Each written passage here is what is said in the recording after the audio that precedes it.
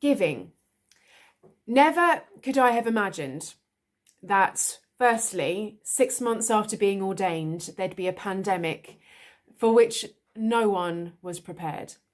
And two, that the community I was in would be so outstandingly generous that people were getting a little bit upset that there wasn't enough local volunteering to do and not enough ways they could help other people. The last few years have taught us a great deal about how people will look after each other when crisis hits, as well as how some are more vulnerable than others.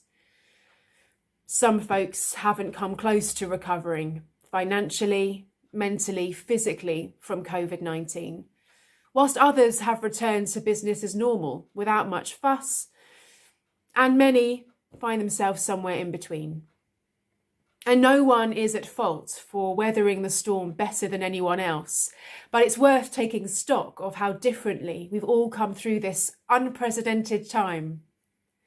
So when we consider hospitality, the gift of offering a seat at the table or a place to be or company or refuge, we know we each have different capacity and opportunities. The trickiest part of the pandemic was people being willing to accept help. We still see it with our local food bank, where people really don't want to take charity even though they're struggling. The people who do not think the food bank is for people like them. Those who get themselves in crisis before taking the helping hands being offered. It's often much harder to receive than give. Yet if all serve, all get served. And in a community where we cannot live so individualistically, we have to be prepared to be helped as well as help.